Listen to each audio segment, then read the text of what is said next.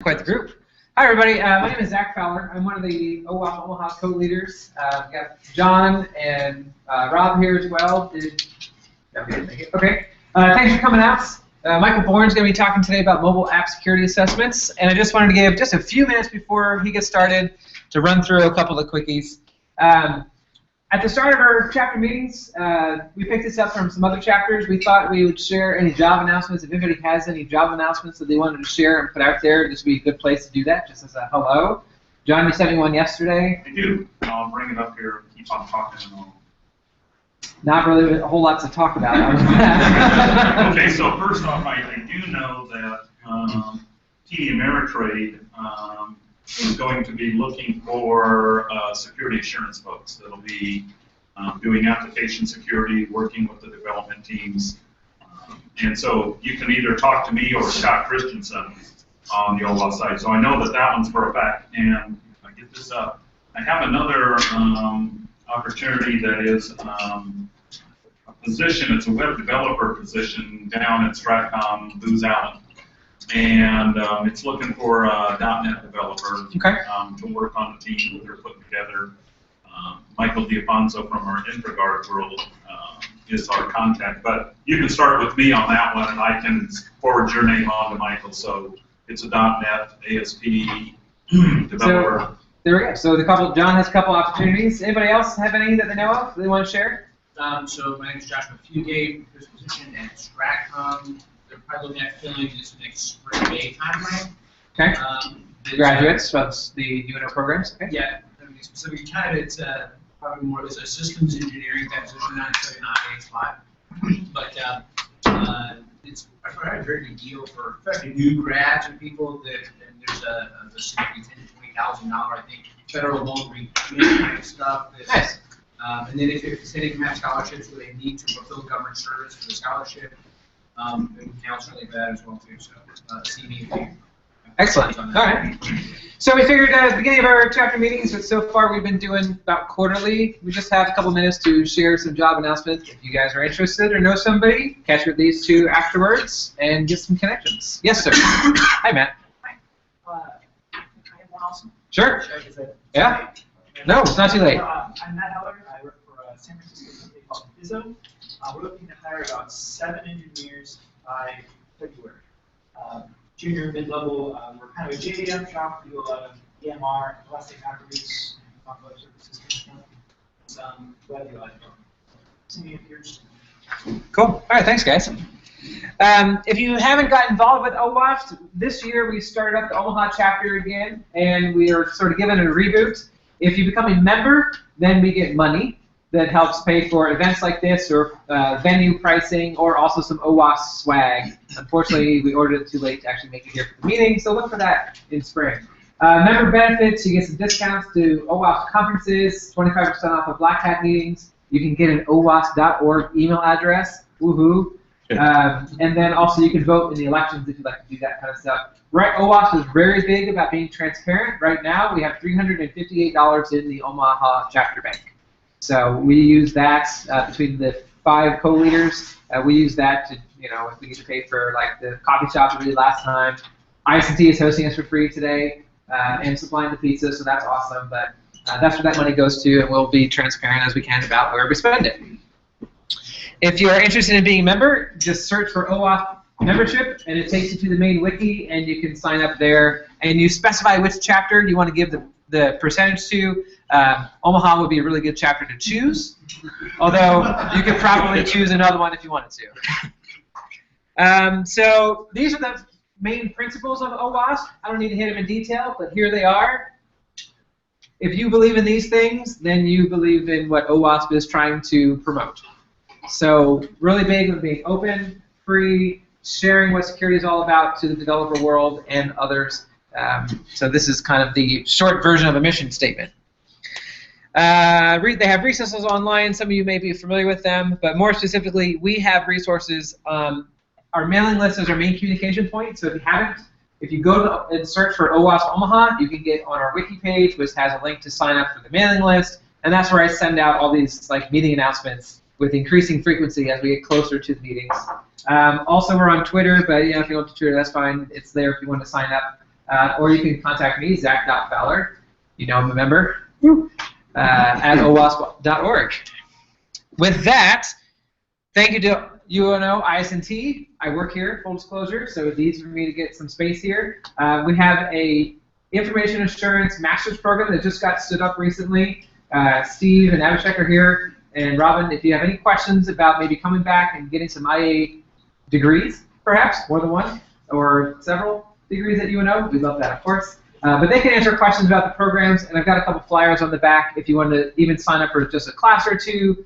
Abhishek does vulnerability discovery classes, Steve does everything, and Robin does everything as well. We've got some really good professors and really good students and really good facilities if you wanted to come back and get some education. And pitch. With that, Michael Bourne is here to present from Solutionary. He's going to be showing us some mobile app security assessment stuff. Maybe you saw the video we posted before this. It's still out on our YouTube channel, which is basically a setup that he's going to be using today. We are attempting to broadcast this live, and I just sent a link out to the mailing list, so I'm going to go check it out in the hallway, make sure sound is coming through. So if you ever can't make it to a meeting, we'll try to do these live online as well each time. When we're done, I got a simple feedback form. If you don't mind letting us know how it went, I would appreciate it. With that, Mr. Bourne. I can attest to the graduate program for the information assurance. Here I attended for one semester before it was a little rough on my marriage and I had to drop out. It's a good program though. Very, very good professors, good program. My name is Michael Bourne. Let me just switch this PowerPoint real quick and we'll get started here. How's everybody doing today? A little cold outside? I'm battling a cold. I know, not ideal for a presenter, so I apologize if I hack up along during the presentation. I'll do my best not to. Plenty of liquids to keep my throat moist. But I'm a associate security consultant at Solutionary. I see some Solutionary folks represented here. Go ahead, raise your hand if you work at Solutionary. Woohoo! All right, thanks for the support, guys. We are a managed security services provider right here in Omaha. We are explosively growing. We are also hiring like mad for all sorts of technical and non-technical positions. We heavily rely on our Java developers, like Mr. Brad Rice over here and others. I have to toot Brad's horn because I stole them from ACI. So we also, our big product is our ActiveGuard appliance. It's a cloud security product and a log sucker upper is what I like to call it. So we suck in logs from pretty much any device that we support, which is a pretty extensive list, too long for me to list. And then we spit it through our ActiveGuard engine, and we provide an alert and warning system for our clients based on attack signatures that are found in logging. So that's what we're known for. I work in the consulting group where we do all sorts of security assessments, external, internal pen tests, application security assessments, mobile application security assessments. I'm one of our in-house SMEs, or subject matter experts on mobile application security, and so that's what we're going to talk about today. Now it's funny, if you were to talk to my non-technical family about what I do, this is their idea. They pretty much see me as Neo from the Matrix, and as anybody in the security industry knows, that's really not true. Really, we're more like Curious George. We want to figure out how to take a current system with the rules in place and bend the rules a little bit to interrogate that system and make it do what we want it to do, which may have been unintended originally. And so that's the focus for mobile application security assessments as well, not just pen tests and application assessments. So today we're going to talk about setting up a lab to perform these. It's kind of a complex process depending on what platform there is. There are some differences in the platform as well. Between Android and iOS, those are going to be the two we'll cover. We're going to talk about the hard way, the manual process, not using automated tools, because that's how I learned to do these. And at the end in the demo, I'll cover some tools for automating some of the testing. We'll also talk about a recent, or I guess not so recent now, iPhone application assessment I did for one of our clients. Obviously, I'm not going to tell you what client it is, but we'll go through that process and what I found. It pretty much covered the gamut of what OWASP is trying to defend against. I'll just kind of leave that hanging out there. And we'll do a quick iPad demonstration on a jailbroken iPad. and interrogate the file system and show you, what the inner workings are like once you actually jailbreak the device. Now, it's not illegal to jailbreak the device, but no, if you do jailbreak the device, it will void any warranty you have with Apple on that device. So if you want to do that to play around and set up a lab yourself, just realize use an old throwaway iPad if you have one of those. And then we'll close with some final thoughts, recommendations for further reading. There's been a lot of blog posts lately, especially on InfoSec Institute, about mobile application assessments, if you really want to get into some manual code review and into the nitty-gritty as well. All right, so as far as the basic lab goes, we're going to start with the iPhone and iPad. I say iPhone, but I really recommend doing it on an iPad. And if you have an iPad that has cellular wireless technology, like a 3G iPad, that's always the best. You can get a full test of what the application you're assessing is using in terms of communication means. So you have to have either iOS version 6 all the way up to 6.1.2, only because the jailbreaks only exist for those versions. So once you upgrade, you can't unfortunately downgrade. You probably could, just not very easily. Can't downgrade back to a vulnerable version of iOS. And yes, the jailbreak essentially is a hack to bypass the sandbox and the security that iOS is trying to have. In my particular lab, I'm using the Evasion jailbreak by the Evaders. It's a well-known and point-and-click. Anybody can jailbreak with this jailbreak app. Very easy to use. Once you jailbreak your device, it's going to install Cydia. And Cydia is sort of an apt and aptitude packet manager, all wrapped into one, including sources needed to download working applications or tools. In this case, you'll need OpenSSH because we'll have to SSH from our testing machine into the jailbroken device. And I do recommend not using a simulator only because there isn't really a good emulator out there that can take care of this for you. So we will actually be testing the application on the device. You'll need apt or aptitude, again available from Cydia. Tree, and this is going to be important later, and we'll talk about this, but we're going to need to very thoroughly interrogate the file system before and after the application is installed and after we actually use the application. Strings, again, a typical Linux tool. This will help pull out readable information from cache files or database files, and we'll use this extensively to figure out if the app is leaking any private or personal information or not storing it properly. So that's one tool. And then the diff tool, again, to compare file system snapshots. As you'll see, that'll be important. Terminal app, while not absolutely quote-unquote needed, because as long as you're connecting from some sort of terminal application like PuTTY or Linux, Kali Linux in our case, if you just want to do it on the device, a terminal app will be needed, but if you're actually remoting in from a testing box, that's not necessary. What you will need, though, is the proxy SSL certificate, and that's to make sure that all communication to your intercepting proxy is handled properly and you don't get any network errors. Essentially, what we're going to be doing is we'll be setting up an intercepting proxy to intercept all traffic, re-encrypt it, and then send it off to the web services on the other end. And that's so we get a good insight into what's going on in terms of the communication and looking at the responses from the web services.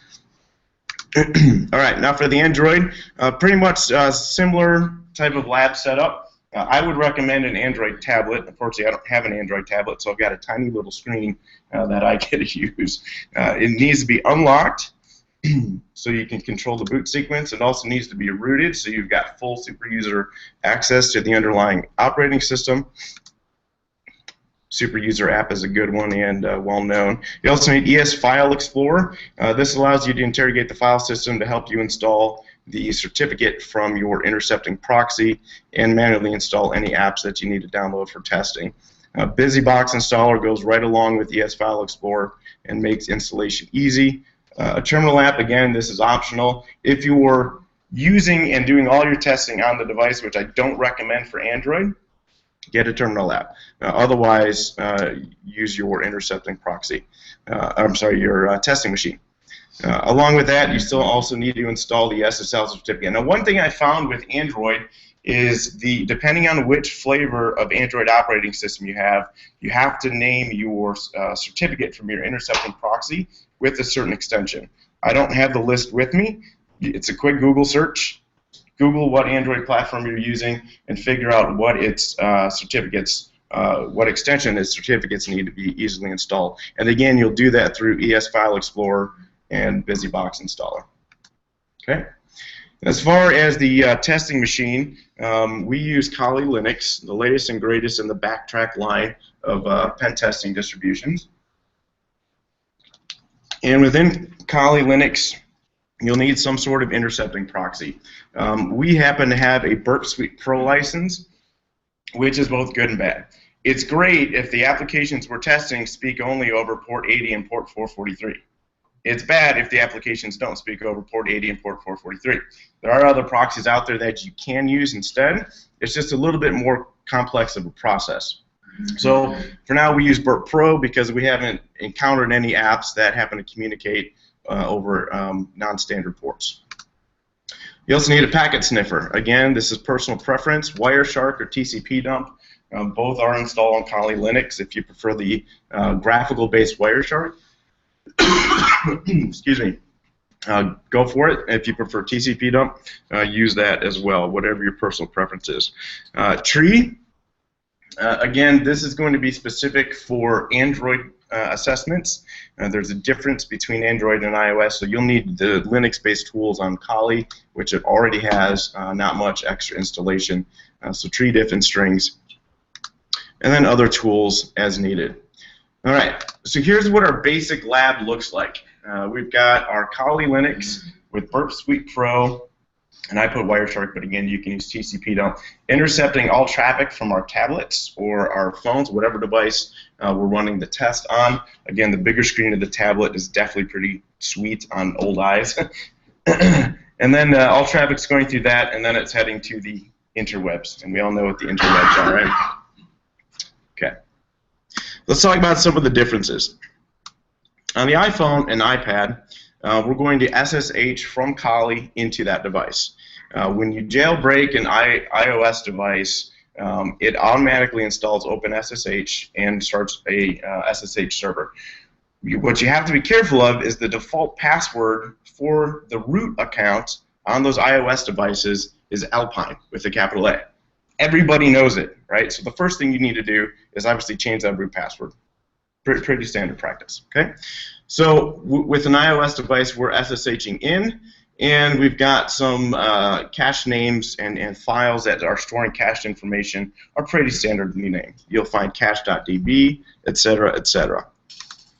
Android's a little bit different. In order to get all the Linux tools we need onto the Android device, you essentially have to reinstall a more robust OS onto the Android device, and that kind of defeats the purpose. Okay, and it's not really easy. If we're going for streamlined testing, because we've got a deadline and a client needs this test done in a certain amount of time, we don't always have time to fiddle around with installing a new distribution of Linux on the Android device. So what we'll do instead is we'll mount it locally in our Kali testing device, and that way we can run our full Linux commands on the mounted set of directories.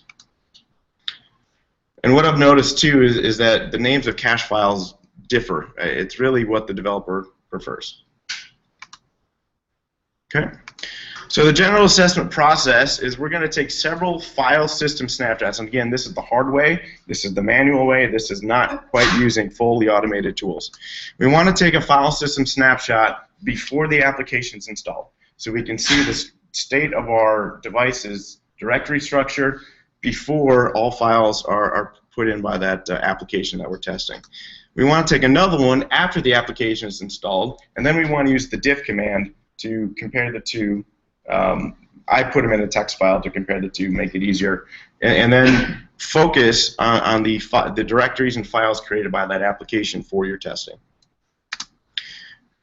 We also want to take another file system snapshot after we create an account on the application. And as we'll see in upcoming here in the presentation, the reason why we do this is because there's going to be cache files written possibly by creating an account on the application. And so we want to know what those new files are, where they're stored, so that we can interrogate them with the strings command and really go through and find some juicy stuff. So following all the snapshots, we're going to review those file system snapshots. And again, we're going to do before and after application install and before and after account creation. My personal preference is just to pipe the output of the tree command when I'm looking through the file system into a text file, and then just dip those two text files. Nice and easy. And then we also want to review after using the application, and again, this is going to reveal any new files that are written post-account creation once we're logged in and actually walking through the application. And throughout the entire process, we'll review our proxy logs. You'll be surprised at what you'll find in these sometimes. Whether it's a hard-coded password being transmitted or sensitive credit card data being transmitted, Burp will tell you if it's not encrypted. And so you definitely want to review those heavily, and it will give you a sense too of what kind of web services technology is using on the back end. And then of course traffic review. You want to review Wireshark after the traffic leaves Burp and is quote unquote encrypted to see if there's any plain text information that's in that stream. Okay, so what are we looking for? You've got your OWASP top 10. I'm sure you're all familiar with that. On top of that, we're looking for any plain text cache, data leakage, sensitive information disclosure, poorly stored cache information, or just information that doesn't meet compliance standards if a client's concerned with compliance. Injectable JSON or XML, and on top of that, a lot more applications have JavaScript and web languages, so really you're also looking for SQL injection and any sort of script injection possible, cross-site scripting, et cetera, et cetera. Weak or no encryption. Is it a finance application? Is it sending payment data over the wire and maybe the encryption process is weak? Maybe it's using weak ciphers to encrypt it. Maybe it's not encrypting it properly before it leaves the phone. Maybe it encrypts it over wireless, but to say processing power, it doesn't encrypt it over 3G. These are all things that we're looking for. On the back end too, we always ask our clients to allow us to put the entire server in scope because we want to see if the web services are misconfigured. Okay, we want to see if we can actually gain a foothold into a client network from the web services server that's running on the back end, communicating with these applications.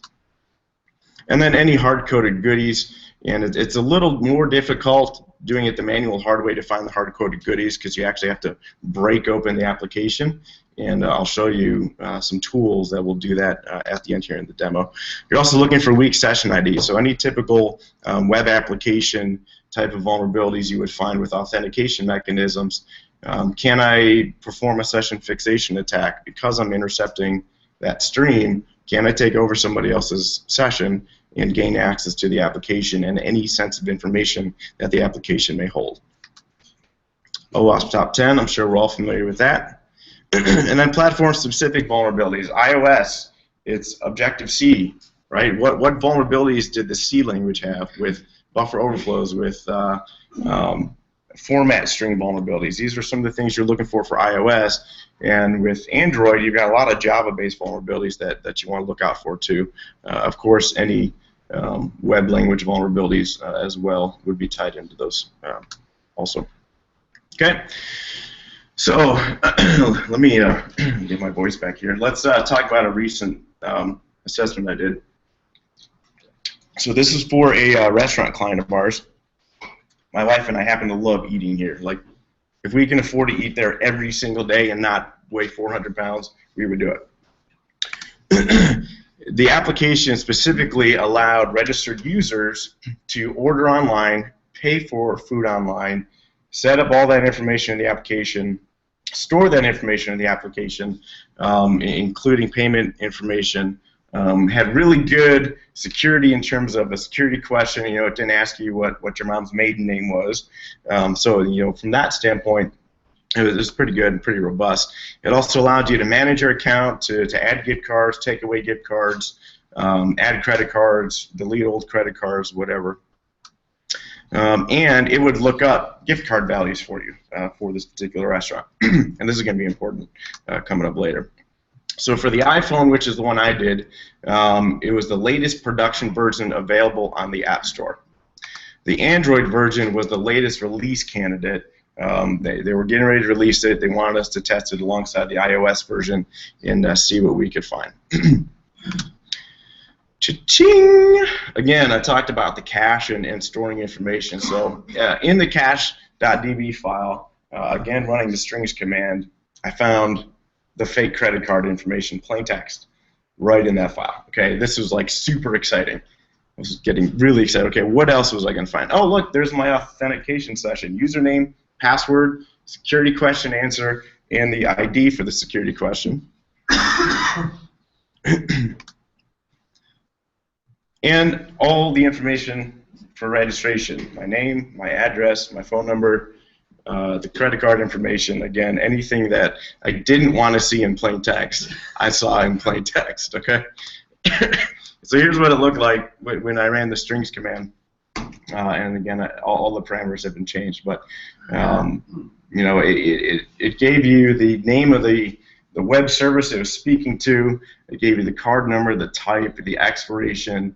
The only thing it didn't have was the little security number on the back, but so that was there. And then here's all the registration information with the security question answer. You know, your password, your phone number. Again, everything you don't want to find in a PCI compliant application was there. All right. And I have to confess something. One of the guys from the client side is a friend of ours, and when I had to break the news to him, I swear I heard him crying on the other side of the line, but it's okay.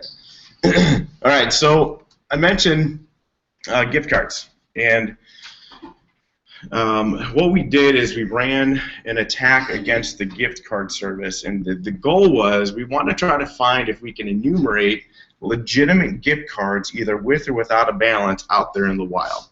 So what we did is we bought 6 gift cards. We put $1 on all of them, and what we noticed is missing something here. I'm missing a slide. That's okay. So we used Burp to try to enumerate the gift cards, and what we noticed is that there were 16 digits, okay, and the first 8 digits were the same on all the gift cards we bought, okay. So we had another employee buy some gift cards where he lived, same difference, but the first 8 digits were different. So we're like, okay, maybe this is a regional type of number for these gift cards, all right.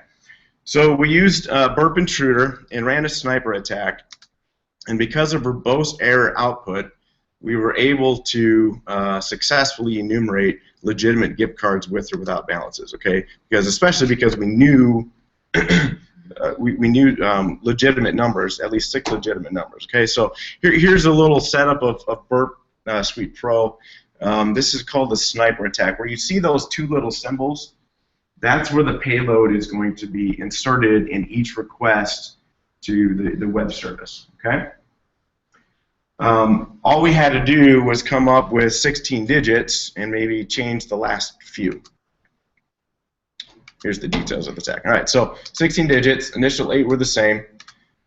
So we knew that we had a known good gift card ending in 3552. So all we did was we ran through Burp Sniper Attack a range of numbers. You know, we knew the first 8 were the same, so we can leave that alone. We left the next 4 the same and just cycle through the last 4 digits, or I should say last 3 digits, because we don't want to flood their web services with, you know, too much traffic.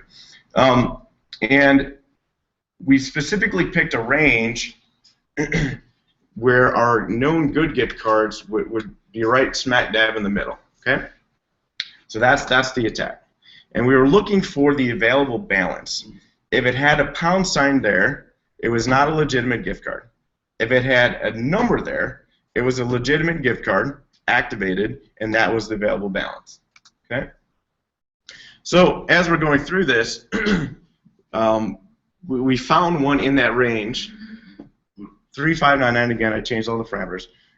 that had available balance of 0. So we knew it was a legitimate gift card, it just didn't have a value on it. And so if we expanded our range and maybe started over all last 8 digits, eventually we could enumerate legitimate gift cards left and right. And oh, by the way, once we had that, we can go back to the application, start ordering food left and right with those legitimate gift cards if we had ill intentions, which we don't. We're ethical. So we had to go back to the client. Now, how would you defend against this, right? We had to go back to the client. They had a specific security device that would allow rate limiting. Okay, so basically we had to consult them and say, you know, don't allow X amount of requests per second, because then if you do, you know it's an automated request. It's not a human being. So we had to have them rate limit how many requests they handled on their web services to prevent this from happening. Another defense mechanism is to use like a iCAPTCHA or something like that in the application. And they've got some really slick mobile ones now available that you can incorporate. But that way, you know, you have to solve the CAPTCHA every time you make a request to check your balance or to use the gift card. And that's how we had to consult them to defend against that. Okay. All right, let's do a quick demo. If I switch over, can we see?